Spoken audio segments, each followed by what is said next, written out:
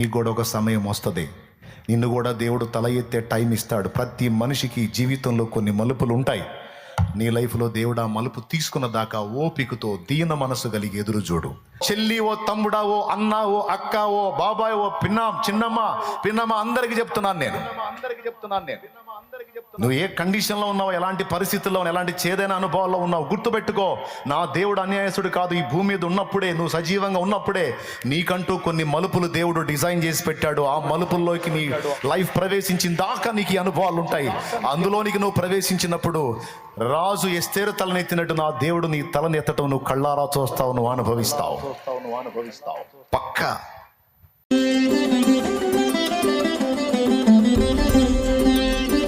Second hand హౌజ్ ఆ box, హౌజ్ ఆ స్పీకరు, హౌజ్ ఆ యాంప్లిఫైర్ సెకండ్ హ్యాండ్ కొనుక్కొని తెచ్చుకొని చేశా. అంతకంటే ముందు ఒక చిన్న blue assembly speaker, assembled mike, assembled amplifier. కరెక్ట్గా 20 మంది 30 మంది కూడా సరిగ్గా వినపడదు. అది పాపం అన్నయ్య ప్రేమతో తెచ్చి ఇచ్చాడు. ఏదో సేవ చేస్తున్నట్టున్నావుగా వాడుకోరా అని అది పెట్టుకొని మొదలుపెట్టా. కంజరగ డబ్బులు లేవు, స్టీల్ బేషన్ బోర్లు వేసి కొట్టి పాడా. తర్వాత ఒక దైవజనుడు కంజర కొనుక్కొని వెళ్తుంటే, అన్నా ఎంత అయింది అన్నా. ఆయనది ఆశించి కాదు, రేటు తెలుసుకొని ప్రార్థన చేద్దాం, దేవుడు ఇస్తాడు కొనుక్కుందామని. 160 రూపాయలు అన్నాడు. అబ్బో 160 అంటే ఇప్పుడు కష్టం అనుకున్నా. అంటే అంత పెద్ద మొత్తంగా ఉంది నాకు అది. అలా ముందుకెళ్ళి టర్నింగ్ తిరిగాడు, మళ్ళీ వెనక్కి వచ్చాడు. ఆయన వెనక్కి వచ్చి ఇదిగో తీసుకో అన్నాడు. అన్న నేను మీద ఆశించి నేను అడగలేదన్నా, రేటు తెలుసుకొని ప్రార్థన చేద్దామని అడిగానంటే, నాకు ఇవ్వాలనిపించిందయ్యా, నువ్వు అడిగావని కాదు, నన్ను దేవుడు ప్రేరేపించాడు, ఇస్తున్నా తీసుకో అన్నాడు. యెహోషువ అనే దైవజనుడు.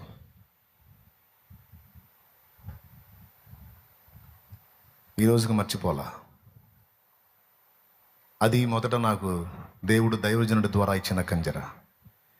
దాన్ని తీసుకొని కొట్టి చిన్న గదిలో పరిచర్య ప్రారంభించాను. కష్టజీవిని, నేనేం సోమరిని కాదు, కష్టపడేవాడిని. నేను ఏ పని చేశానో ఏది దాచకుండా అన్ని పనులు, నేను చదివిన చదువు ఏందో, నేను చేసిన పనులు ఏందో అన్నీ, నేను చేసిన వ్యాపారాలు అన్నీ మీకు తేటగా చెప్పా, ఏది దాచిపెట్టకుండా. నేను ఎక్కడో పుట్టానని ఎచ్చులు పడలా, నేను ఏదో చేశానని బిల్డప్ ఇలా. నేను పుట్టిన పుట్టక చెప్పాను, నా ఊరు చెప్పాను, నా పని చెప్పాను, నా టోటల్ లైఫ్ అంతా కూడా. ఈరోజు కూడా నేను అదే చెప్పగలను. ఆ విధంగా నన్ను కొంతమంది డిమోట్ చేయడానికి ట్రై చేస్తున్నారు జఫాలు. వాళ్ళు చెప్పేది ఏంది, ఎప్పుడో చెప్పుకున్నాడు షాలేం రాజా, దేవునికి స్తోత్రం కలుగును గాక. వాళ్ళు చెప్పేది ఎవడో నా లైఫ్ గురించి. ఒక క్యాస్ట్ మాత్రం ఎత్తలే, ఎందుకంటే అది అబద్ధం కాబట్టి. కులం అనేది మనుషులు కల్పించిన ఒక అబద్ధం కాబట్టి నేను ఫలానా కులం అని ఎప్పుడు ఎన్నడూ ఒక్క వేదిక మీద కూడా చెప్పలా, నా లైఫ్ లాంగ్ చెప్పను. అబద్ధపు కులం నేను ఫలానా అని చెబితే వాడు ఒక అబద్ధాన్ని చెప్పాడు. ఏ అబద్ధము సత్య సంబంధమైంది కాదు. నేను ఫలానా కులం అని చెప్పాడంటే వాడు ఒక అబద్ధం చెప్పాడు, అది ఒక అబద్ధం. ఎందుకు అబద్ధం చెప్పుకోవటం అనవసరం. అందుకే నేను బాహాటంగా నేను ఎత్తలా, మినహాయించి నా టోటల్ లైఫ్ అంతా చెప్పేశాను నేను. ఎంతమంది ఇంట్రెస్ట్గా ఉన్నారు? తలపోటుగా ఉందా, హింసగా ఉందా? ముగిస్తున్నాలే, ఇబ్బంది పెట్టను. కానీ నేను చెప్పిన విషయాలు మాత్రం దయచేసి తీవ్రంగా తీసుకోండి.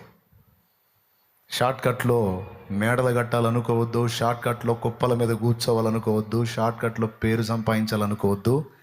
దేవుడు ప్రతిదానికి ఒక సిస్టమ్ పెట్టాడు, ఒక క్రమాన్ని పెట్టాడు. ఒక్క రోజులోనే బిడ్డ వచ్చేస్తాడా? ఒక్క రోజులో పుట్టావా నువ్వు, నేను? ఒక్క రోజులో పుట్టామనుకో సచ్చి ఊరుకుంటాం, ఇక మళ్ళీ లైఫే ఉండదు. ఒక్క నెలలో పుట్టినా అంతే, 3 నెలల్లో పుట్టినా అంతే, 9 నెలలు నిండాలి. ఏం కావాలి? అది క్రమం, దేవుడు ఏర్పాటు చేసినటువంటి క్రమం. ఆ క్రమంలోనే రావాలి. నీ లైఫ్ కూడా అంతే. ఎవరినో చూసి ఏదో వాతలు పెట్టుకోవడానికి ట్రై చేయొద్దు. నీకు కూడా ఒక సమయం వస్తుంది, నిన్ను కూడా దేవుడు తల ఎత్తే టైం ఇస్తాడు. ప్రతి మనిషికి జీవితంలో కొన్ని మలుపులు ఉంటాయి. నీ లైఫ్లో దేవుడు ఆ మలుపు తీసుకున్న దాకా ఓపికతో దీన మనసు కలిగి ఎదురు చూడు. ఆ మాట పేతురే చెప్పాడు అక్కడ. తమ్ముడా, ఉంటుంది నీకు కూడా కృప. తమ్ముడా, నీకు కూడా ఉంటుంది నువ్వు హెచ్చింపబడే ఘట్టం ఒకటి. అది నువ్వు నీ అంతటా నువ్వు నిన్ను హెచ్చించుకుంటే కాదు, నిన్ను దేవుడే లేబట్టే టైం ఉంటుంది. ఆ మాట రాశాడు పేతురు పత్రికలో. ఏ పత్రికలో? పేతురు గారి పత్రికలో రాశాడు. పేతురు రాసినటువంటి మొదటి పత్రిక 5వ అధ్యాయం 6వ వచనం చదువు. దేవుడు తగిన సమయమందు మిమ్మల్ని హెచ్చించు. తగిన సమయం తమ్ముడా, దైవజనుడా, విశ్వాసి, పరిచారకుడా, పరిచారకురాలా, ఈరోజు అవమానాల్లో, అభ్యంతరాల్లో, ఇబ్బందుల్లో, కఠినమైన కష్టాల్లో, కన్నీళ్లలో, ఒక రోజు గడవని స్థితిలో, నలుగురి చేత నవ్వుల పాలవుతున్న పరిస్థితులలో, ఓ చెల్లి, ఓ తమ్ముడా, ఓ అన్న, ఓ అక్క, ఓ బాబాయ్, ఓ పిన్నమ్మ అందరికీ చెప్తున్నాను నేను.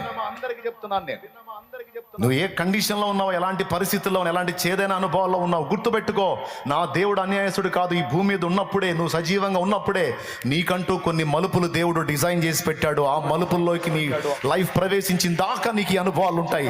అందులోనికి నువ్వు ప్రవేశించినప్పుడు రాజు ఎస్తేరు తలనెత్తినట్టు నా దేవుడు నీ తలనెత్తటం నువ్వు కళ్ళారా చూస్తావు, నువ్వు అనుభవిస్తావు పక్కా. అప్పటిదాకా సంయమనం పాటించాలి. అక్కడ అదే మాట చెప్పాడు. తగిన సమయమందు దేవుడు మిమ్మల్ని హెచ్చించినట్లు ఆయన బలీయమైన చేతికింత దీన మనస్కులై ఉండండి. దేవుడు అహంకారులను ఎదిరించి దీనులకు కృప చూపుతాడు. నువ్వు తపన పడొద్దు, నువ్వు పరిగెత్తొద్దు, నువ్వు ఆశపడొద్దు, దురాశకి వెళ్ళొద్దు. దైవజనుడా వెళ్ళావా, దయ్యం వెంటాడిద్ది నిన్ను. నువ్వు ఇట్లా చేస్తే నిన్నెవడు పట్టించుకోడు, నువ్వు ఇట్లా చెయ్యి, అప్పుడు ఎక్స్పోజ్ అవుతావు. నువ్వు ఇట్లా చేస్తే నిన్నెవడు పట్టించుకోడు, నువ్వు ఇట్లా చెయ్యి. ప్రజల్ని ఎలా మోసం చేయి, ప్రజల్ని ఎలా మాయ చేయి, ప్రజల్ని ఎలా మభ్యపెట్టు, అప్పుడు పిచ్చి పట్టినట్టు వెంట పడతాను నీ వెంట. షార్ట్ కట్లు అసలు మునగాడు అయిపోతావు. నా తండ్రి ముందే ఇప్పుడు వద్దురా బాబు అట్లాంటి ఏం ఆలోచించొద్దు. 4 ఆత్మలు అన్నావు, ఇస్తాను, ఆయుష్ ఇస్తాను, ఆత్మల్ని ఇస్తాను, పని చేసుకుంటా వెళ్ళిపో ముందుకి. ఎటు చూడొద్దాం. ఇతరులు నీకంటే యోగ్యులు అనుకో, అందరికంటే అట్టడుగు వాడిని అనుకోవటమే కదా, నిజంగా అలానే ఉండు. నేర్పాడు నా యేసయ్య. ఆనాటి నుంచి ఈనాటి దాకా ఒక బోధ విషయంలో ఎదిరించడం తప్ప మిగిలిన విషయాల్లో ఎవరి మీద కూడా నేను అతిశయపడ్డ దాఖలాలే. ఉంటే చూపించండి నాకు. ఒక వాక్య విషయంలో ఎదిరిస్తాను, ఎందుకంటే దుర్బోధ చేస్తే అది ప్రజలకు నాశనం కాబట్టి. తప్పుడు బోధన మాత్రం ధైర్యంగా ఎదుర్కొంటాను, వాడు ఎన్ని రకాల ద్వేషాలు కలిగి ఉన్నా సరే. ఇక మిగిలిన విషయాల్లో ఇతరులు నాకంటే యోగ్యులు అనేది నా ఫీలింగ్. ఏమంటారు? మోసపోవడానికి 3 కారణాలు వరుసగా చెప్పండి. ఈసారి చెప్తాను, ఇక మిగిలినవి కూడా. అజ్ఞానం, నిర్లక్ష్యం, దురాశ. దురాశ కలిగి ఉండటం ఎంత తప్పు, అజ్ఞానం, నిర్లక్ష్యం కూడా కలిగి ఉండటం అంతే తప్పు. కొంచెం జ్ఞానంగా వ్యవహరించాలి. ఆ జ్ఞానం కోసం దేవుణ్ణి అడగాలి. సమయోచిత జ్ఞానం నీకు ఇస్తాడు ఆయన. 2వది, చురుకుగా ఉండినట్లు నాకు సహాయం చేయను ఆయన. నిర్లక్ష్య ధోరణి నాకు రాకుండా నన్ను కాపాడు ప్రభువా.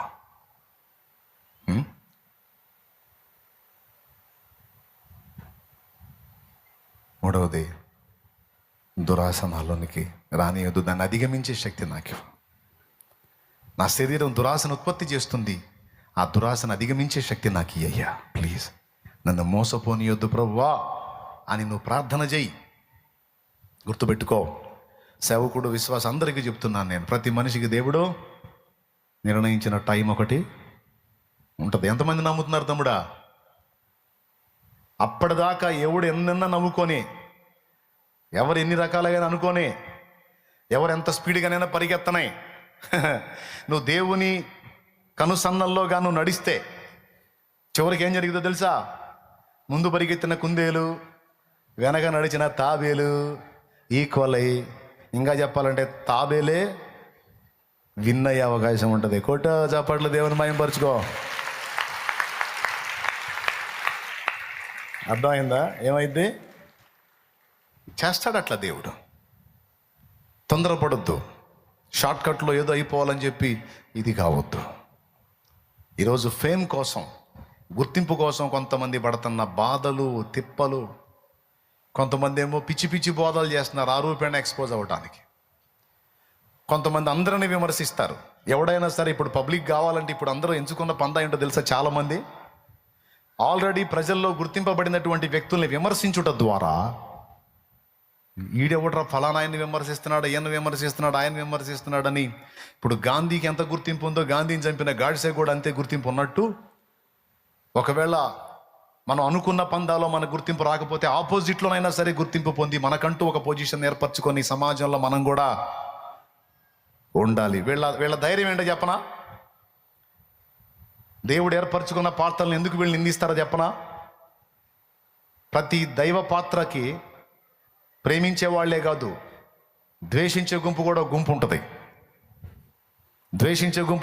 ఉంటుంది. వీళ్ళ ధైర్యం ఏంటంటే, ఒక దైవజనుడిని నేను విమర్శించినప్పుడు అతనికి ఫేవర్గా ఉన్నవాళ్ళు నన్ను ద్వేషించినా ఆల్రెడీ అతన్ని ద్వేషించిన వాళ్ళు నాకు ఫ్రెండ్స్ అవుతారు. శత్రువుకి శత్రువు మనకి మిత్రుడు అన్న చందంగా. ఏంది మీరు చెప్పండి, నేనేం చెప్పాను?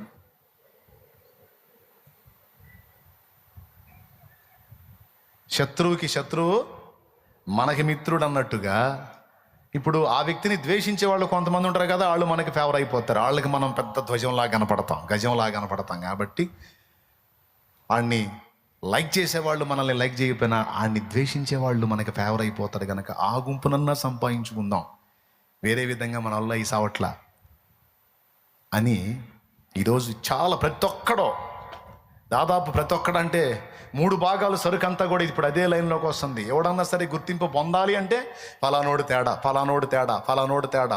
తేడా అని చెప్పి వీడు ఇక నీతులు చెప్పడం మొదలు పెడుతున్నాడు.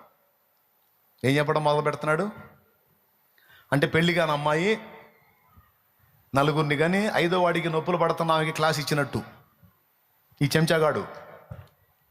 ఈడేం చెంచా, ఈ పెళ్లి కాని అమ్మాయికి అసలు ప్రసవేదం తెలుసా? ఒక్క బిడ్డనైనా కంటే కదా బిడ్డ నొప్పులు తెలిసేదే. ఆల్రెడీ నొప్పులు పడుతున్నావు నలుగురిని కానీ 5వ వాడిని కంటుంది. ఈ పెళ్లి కాని అమ్మాయి చాలా క్లాస్ ఇస్తుంది. అరవకూడదు, అసలు అరుతాను, పెద్దగా అరితే బజార్లు పగిలిపోతున్నాయి, అరవకూడదు, సైలెంట్గా ఉండాలి, అట్టుండాలి ఎట్టుండాలంటే దగ్గరికి పిలిచి నొప్పులు కాసే పక్కన పెట్టి లాక్ కొడితే గర్రం తిరిగి కింద పడింది. ఏం తెలిసే నీకని ఒక్కడన్నాగా అన్నవే నువ్వు. వీడికి ఒక్క సంఘం కట్టిన చరిత్ర ఉండదు, 4 సేవకులు తయారు చేసిన చరిత్ర ఉండదు, నలుగురిని దేవుని కొరకు రోషంగా నిలబెట్టిన చరిత్ర ఉండదు. ఈ దౌర్భాగ్యుడికి, దరిద్రుడికి, వీడి గదిలో కూర్చొని వీడియోలు చేస్తూ ఉంటాడు. వీడికి అదే పని. అదేంటంటే, నేను దిద్దుబాటు చేయడానికి పుట్టాను. అరే దిద్దుబాటు చేయడం అర్హత కావాలి కదరా, అనుభవం కావాలి కదరా. నవ్వుకుంటూ ఉంటాను, తడవకోడు కనపడుతుంటాడు ఎదురుడి కౌన్సిలింగ్ చేయడానికి. పిల్లలకి అన్నది కొత్తగా నొప్పులు పడే అమ్మాయికి చెప్పుద్ది, అమ్మాయి కాస్త నొప్పులు ఉంటాయి, బాధ ఉంటుంది, అయినా కొంచెం తట్టుకోమ్మా, చక్కని బిడ్డకి జన్మనిస్తావు, కొంచెం ఇట్లా చేయి ఫ్రీగా నువ్వు బయటపడతావమ్మా అని ఆల్రెడీ బిడ్డని కన్న తల్లికి అనుభవాలు ఉంటాయి కాబట్టి ఆమె చెబితే సరిపోయిద్ది. ఈడికి అసలు పెళ్ళే కాలేదు, ఈడు ఇంకా పిల్ల సరిగీడు, ఈడు ఇంకా కళ్ళే తెరవలేదు. ఈడొచ్చి ఆల్రెడీ అనుభవాలు గడించి లక్షలాది ఆత్మల్ని ప్రభావితం చేసిన వాళ్ళు కౌన్సిలింగ్లు చేస్తుంటాడు. ఈడు ఏమనాలి ఇన్ని? ఎందుకు ఈ వేషాలన్నీ? ఎందుకు? షార్ట్కట్లో గుర్తింపు పొందటానికి. ఆ దిశగా ఎవడు ఎంచుకున్నా వాడు తేడానే. దురాశ వాళ్ళలో ప్రవేశించింది. దయచేసి ఇది తప్పు నాన్న, తప్పు సరి చూసుకోండి. ఎందుకు ఎవరినో విమర్శించి ఎవరినో ఇచ్చేసి గుర్తింపులు సాధించి తద్వారా ఏదో లాభం పొందడానికి ట్రై చేయొద్దు, అది దరిద్రం. ఒకవేళ నీకు అనుభవం వచ్చిందా, కాస్త వయసు వచ్చిందా, కొన్ని అనుభవాలు తెలుసుకున్నావా, ఆ అనుభవాలను బట్టి మాట్లాడు, వినేవాడు కూడా వింటాడు. కాస్త అనుభవాలు గడిస్తే నీ మాటకు కూడా వెయిట్ ఉంటుంది. అది ఎగిరిపడ్డ ఖాళీ ఆకులాగా ఉండదు. కాస్త నువ్వు అనుభవం గడించి ఏదన్నా సలహా చెప్పినా, ఒక దిద్దుబాటు చెప్పినా పెద్దాంతరంగా ఉంటుంది, గౌరవనీయంగా ఉంటుంది, వెయిట్గా ఉంటుంది. అది ఈ పిల్ల కాకిలాగా నువ్వు ఏం తెలియని స్థితిలో వాగుతూ ఉంటే చూసేవాడికి చండాలంగా ఉంది. దిద్దుబాటు చేసుకోపోగా నువ్వు దొరికితే ఒక తన్ను దండాలనిపించింది. దేవునికి స్తోత్రం కలుగును గాక. చెప్పండి గట్టిగా. దురాశ ఎంత పని చేస్తుంది ఈరోజు? తప్పుడు దారుల్లోకి తీసుకెళ్తుంది. దురాశను బట్టి ఆన్లైన్ గేమ్స్, రమ్మీ గేమ్, పెకాట, బెట్టింగు. ఎంతమంది భార్యలు, బిడ్డలు, తల్లిదండ్రులు వచ్చి ఏడుస్తున్నారు. బెట్టింగులకు బలైపోయాడయ్యా నా బిడ్డ, ఆత్మహత్య చేసుకున్నాడయ్యా అని వచ్చిన వాళ్ళు ఉన్నారు. చిన్న వయసు అయ్యా, వాడికి 29 కూడా లేవయ్యా, చచ్చిపోయాడయ్యా. ఎందుకమ్మా? బెట్టింగులు అయ్యా, బెట్టింగులు ఆడి డబ్బులు పోయి అప్పులు పాలయ్యి ఏం చెప్పాలో అర్థం కాక ప్రాణం తీసుకున్నాడయ్యా. ఆ కీబోర్డ్ వాడు ఎడిపోయాడు రా, ఎవరు ఉండరా? పట్టుకోరా, ఏదో కార్డు పట్టుకోరా, ఇక ముగింపులోకి వచ్చా.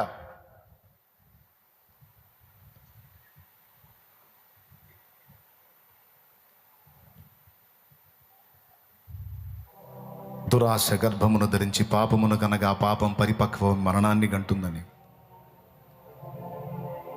దురాశలకెళ్ళి తొందరపాటు అడుగులేసి, ఏమన్నాయన్నా ఒక్కసారి దురాశతో 10 ఏళ్ళు సంపాదించకపోయినా 1000 చాలనైనా, దురాశకి 1000 సంపాదించకపోయినా 500 చాలనైనా, ఉండటానికి తినటానికి దేవుడు ఇస్తే ముందు క్రమంగా వెళ్తా ఉంటే ఒక టైం వచ్చేటప్పటికి దేవుడే నలువైపుల నుంచి 4 రూపాయలు వచ్చేటట్టు చేస్తాడు.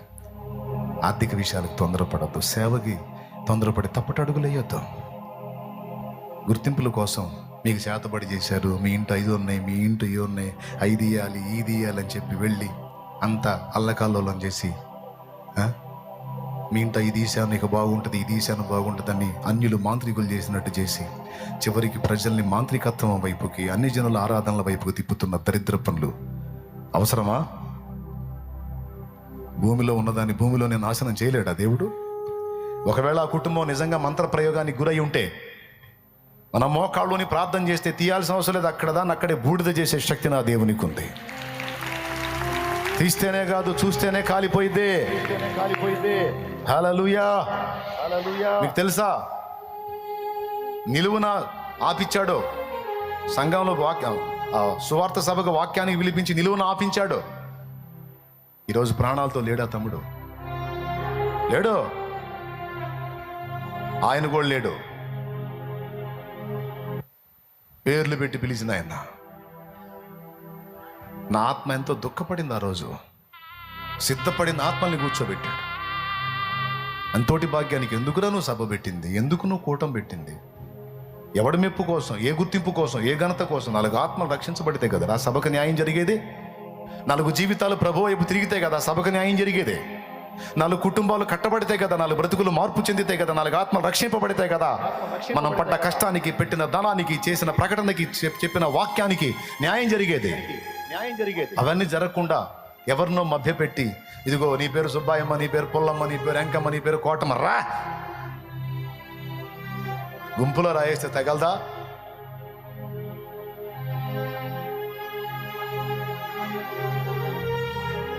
తప్పుడు దారులు తొక్కి తప్పుడు మార్గాల్లోకి వెళ్ళి నన్ను ప్రేమించి వెంబడించే దైవజనులు చాలా మంది ఉన్నారు. అందరికీ చెప్తున్నాను, సేవ చేయాలనుకునే వాళ్ళు కూడా చెప్తున్నాను. దీనులుగా ఉండి దేవుని ఎదుట తగ్గించుకున్న వాళ్ళని ఆయన చిత్తమైతే ఆయనే బలపరిచి వాడుకుంటాడు. ఆయన మనకెందుకంటే ఎక్స్పోజింగ్ మైండ్. ఏంది నువ్వు కనపడాలా, నేను కనపడాలా, దేవుడే కనపడాలా? ఎందుకు? మనం గాడిద ఎచ్చులు పడ్డట్టు ఉంటుంది. మనం ఎగస్టాల్ చేస్తే గాడిద ఎచ్చులు పడ్డట్టు ఉంటుంది. యెరూషలేము యాత్ర యేసయ్య చేసిన మరుసటి రోజు ఆ గాడిద పిల్ల ఊళ్ళోకి వచ్చి మిగిలిన గాడిదలతో చెబుతుందంట, నిన్న చూసావా నాకు ఎంత వైభోగం జరిగిందో?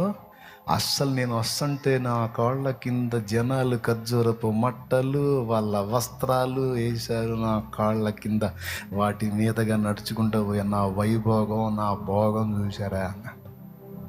వాళ్ళ అమ్మగాడిది వచ్చి చెప్పిందంట, ఈరోజు పోవే అన్నట్ట.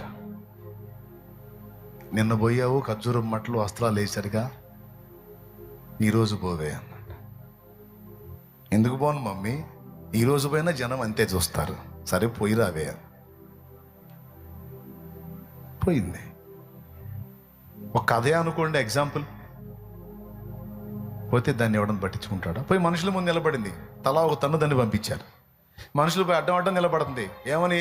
వస్త్రాలు ఏండే, ఖర్జూరపు మట్టలు ఏండే, నిన్న అంతసేపు హడావుడి చేశారు కదా, నా కాళ్ళ కింద ఏమి నొప్పి లేకుండా చేశారు, నీరాజనాలు పట్టారు, బ్రహ్మరథం పట్టారు, ఏంది ఎవడు పట్టించుకోరేందని మనుషుల ముందు నిలబడి ఎగిరెగిరి తన్ని పంపిస్తున్నారు. నిన్నేమో వస్త్రాలు, ఖర్జూరపు మట్టలు, స్వాగతాలు, జయధ్వానాలు, ఘనతలు, ఈరోజు పోతేనేమో తన్నులు. మళ్ళీ తల్లి దగ్గరికి వచ్చింది. మిగిలిన గాడిదలన్నీ తల్లితో పాటు ఉన్నాయి. దీనంగా వచ్చి తల దించుకుంది. ఏమ్మా, ఖర్జూరపు మట్టలు, వస్త్రాలు, నీరాజనాలు, సన్మానాలు బాగా జరిగినాయా? మౌనం అయిపోయింది. ఏంటే బాధపడుతున్నావా?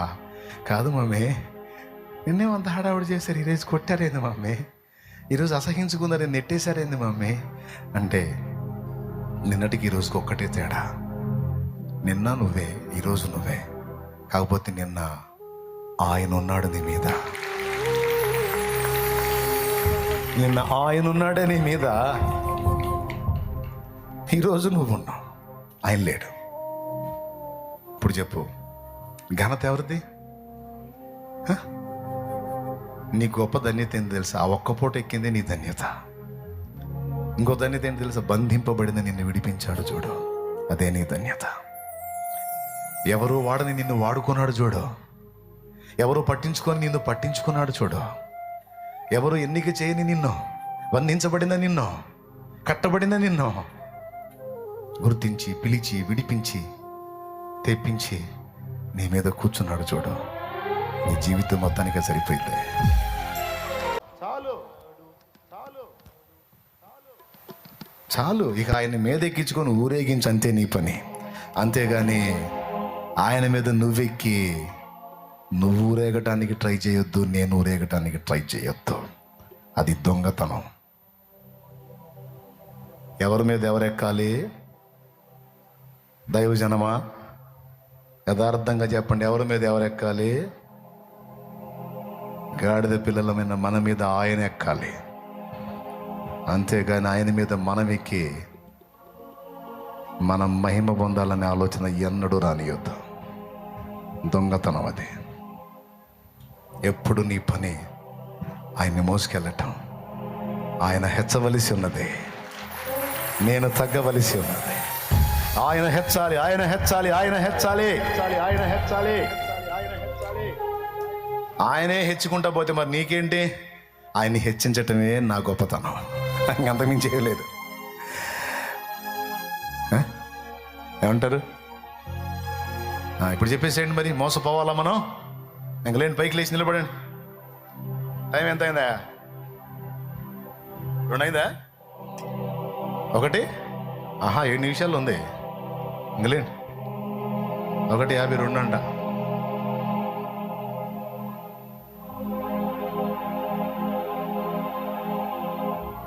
సరే కానీ పాట ఏంది మార్చి పాడామనుకుంటున్నారా?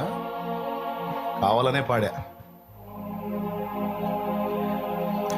బంధింపబడిన మనల్ని విడిపించాడు. కుమిలిపోతున్న మనల్ని ఆదరించి, ఓదార్చి, ధైర్యపరిచి నా సేవకుడు, నా సేవకురాలు అన్నాడు. అంతకు మించిన ఘనత ఏం కావాలి? ఆయన మహిమపరుచుకుంటా జీవించటమే మన పని. ఆయన మహిమను వెతకటమే మన జీవిత పరమావధి. దైవజనుడా, దైవజనురాలా, ఏమన్నా బిడ్డలారా, దురాశకు లోను కాకండి. అందరూ చెప్పండి, నీకంటూ ఒక టైం ఇస్తాడా ఇవ్వడా దేవుడు? విడుదల వచ్చిద్దా రాదా? ఎంతమందికి విశ్వాసం ఉంది? ఏ విధంగా వచ్చింది? ఆ కృప నీకు ఎట్ట దొరికిద్ది? పెద్దగా చెప్పాలి. మోసపోకుడి అన్నాడంటే ఏ కారణం చేత మోసపోతున్నామో తెలుసుకున్నాం. అజ్ఞానం, నిర్లక్ష్యం, దురాశ. వద్దు నాన్న, దురాశ వద్దు మనకి. ఉన్నంతలో ముందు సాగిపోదాం. దేవుడిచ్చిందంత తృప్తి చెంది ముందుకు కొనసాగుదాం. నిన్ను హెచ్చించాలనుకున్న దేవుడు నీకు ఒక టైం డిసైడ్ చేసి పెట్టాడు. ఒక టైం ఉందంట, దాని పేరు తగిన కాలం అట. నీకు కూడా ఇవ్వాలని కొన్ని దాచిపెట్టాడు, ఇస్తాడు. నీకు ఇవ్వటానికి దాచిపెట్టాడు ఒక టైం కోసం. ఆ టైం పేరు నిర్ణయ కాలం అట. నీకు ఇవ్వాలన్నవి దాచిపెట్టాడు, అవి ఇస్తాడు. ఏ టైంలో అంటే దానికి ఒక టైం కేటాయించాడు, దాని పేరు నిర్ణయ కాలం. ఆ నిర్ణయ కాలం వచ్చినప్పుడు నువ్వు వద్దన్నా సరే నీ కోసం ఆయన దాచిపెట్టినవన్నీ నీకు అందేటట్టు చేస్తాడు ఆయన. నువ్వు ఊహలో కూడా ఊహించవు, కానీ వస్తాయి నీకంతే. హల్లెలూయా. రెండవది, నిన్ను హెచ్చించాలనుకున్నాడు, దానికి ఒక టైం నిర్ణయించాడు. దాని పేరు తగిన కాలం. తగిన కాలం అంటే అన్ని కాలాలు నీకు తగినవి, అన్ని కాలాలు నీకు నిర్ణయించిన కాలాలు కావు. నీకు ఇవ్వాలనుకున్నవి నిర్ణయ కాలంలో దక్కుతాయి. నీకు దేవుడు ఇవ్వాలనుకున్న హెచ్చింపు తగిన కాలంలో చిక్కింది. అయినా దాని వైపు చూడద్దు. దేవుడిని ఎప్పుడు ఒకటి అడుగు, నేనెందుకు హెచ్చింపబడాలి ప్రభువా? నేనెందుకు హెచ్చింపబడాలి? నా జీవితాన్ని దర్శించి వెలిగించి నన్ను విమోచించి నాకై ప్రాణం ఇచ్చి ప్రేమించి రక్షించి నన్ను హెచ్చింపబడాలి. నా బ్రతుకు మూలంగానైనా సరే, చావు మూలంగానైనా సరే, ఏ విధంగానైనా సరే నీ నామం మహిమపరచబడాలి, నీ నామం కీర్తించబడాలి, నీ నామం నన్ను బట్టి ప్రస్తుతించబడాలి, సన్నుతించబడాలి. నీ నామాన్ని ఊరేగించుకుంటూ నా జీవితాన్ని ముగించుకోవాలి. నాకంతే చాలు. నాకే ఘనత గొప్ప నాకొద్దు. నవ్వేవాడు నవ్వినా, ఏడ్చేవాడు ఏడ్చినా అవేవి నాకు పట్టవు నాయనా. నిన్ను మయంపరచుకోవటమే నా జీవిత లక్ష్యం అనే యథార్థ హృదయంతో ముందుకెళ్ళాం.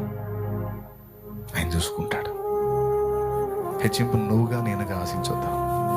ఒకవేళ ఆయన ఘనపరిస్తే అది ఆయన ప్రేమ, ఆయన ప్రేమ. మన మీద కూర్చున్న ఏసైకి ఆయన ముచ్చటేసిందనుకో, మనల్ని ఎత్తుకొని సంకన వేసుకుంటాడు. అప్పుడు ఏసైని చూసిన వాళ్ళు ఆయన సంకలో ఉన్న నిన్ను నన్ను కూడా చూస్తారు.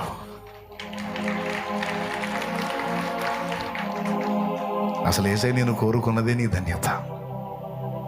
ఓకే.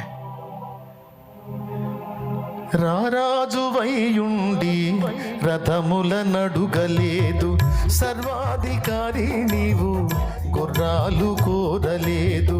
రారాజువైయుండి రథముల నడుగలేదు, సర్వాధికారి నీవు గుర్రాలు కోరలేదు. ఏ రాజు కోరని చిన్నగాడిద పిల్లను.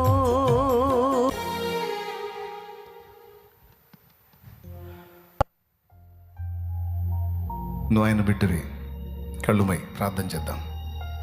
ఈరోజు ఆయన నీతో మాట్లాడాడు.